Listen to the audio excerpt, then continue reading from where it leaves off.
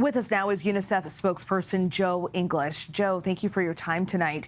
UNICEF, of course, is the UN agency working desperately in Gaza to supply those in need with food, water, and medical supplies.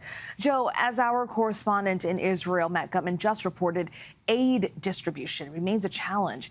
What obstacles is UNICEF running into? Yeah, good for you, Stephanie. I mean, I think at any point when we're talking about the how of delivering aid, I think, first of all, we need to remind ourselves why. Children are reportedly starving to death in Gaza. They are wasting away before their parents' eyes because of a lack of nutrition and a lack of clean water. Now, this shouldn't be happening anywhere in the world, and it certainly shouldn't be happening, in some places less than 10, 15, 20 miles from somewhere where humanitarian assistance is there, it's ready, it's waiting. We have to see an end to the fighting. We have to see a release of the hostages, and we have to be allowed to get in and do our job, as we do in conflicts all around the world. We know how to do this. We know how to save lives. We have to be allowed to. It really is so awful that these children have to suffer in this way. Let's say you are able to get aid where it needs to go. How hard has it been to distribute it once it's there?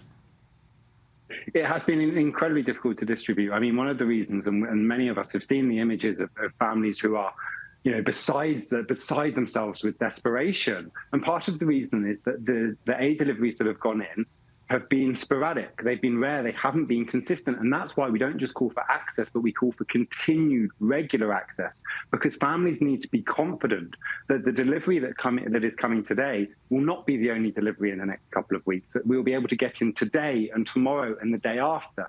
And the most simple, effective is through road access. The situation is certainly worse, and in operating in such dangerous conditions, you, of course, have to prioritize. What are UNICEF's top priorities right now? Right now, it has to be nutrition supplies for children, and it has to be safe drinking water. We are providing families with the absolute bare essentials of life. And when I speak to my colleagues and when we speak to parents, that is their only priority at the moment, is waking up each day, ensuring that their child is still alive when they go to bed.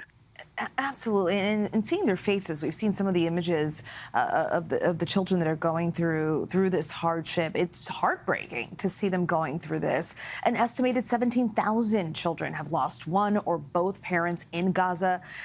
How does that alone complicate getting aid and getting assistance to them? It really does. But as I say, we work in conflicts all around the world. In Syria, it's been 13 years of conflict now. In Yemen, almost 9 years. And we work with children who are unaccompanied or separated.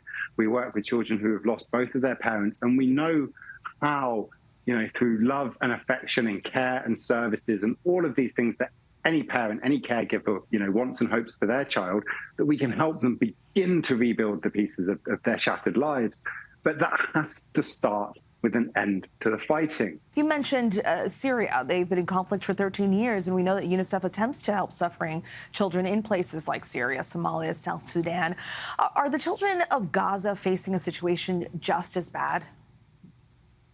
They are. I think I take it back to an individual level. Think of an individual child.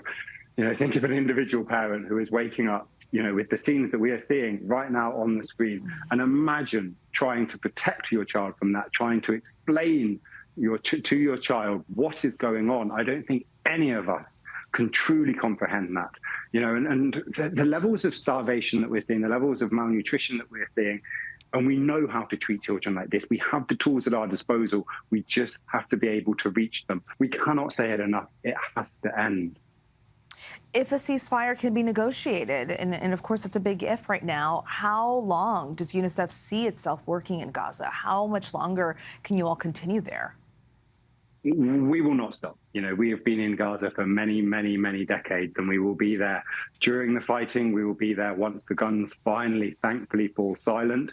And we will be there to support this generation of children, many of whom, this is not their first time of going through conflict. There are a generation of children with psychosocial scars that will need dedicated services and support to begin to process, to begin to be able to, rebuild their lives, their communities, and their country. And UNICEF will be there every step of the way.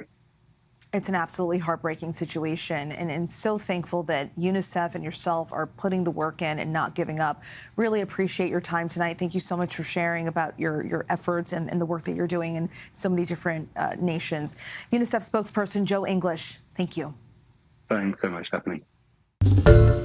Hi, everyone. George Stephanopoulos here. Thanks for checking out the ABC News YouTube channel. If you'd like to get more videos, show highlights, and watch live event coverage, click on the right over here to subscribe to our channel. And don't forget to download the ABC News app for breaking news alerts. Thanks for watching.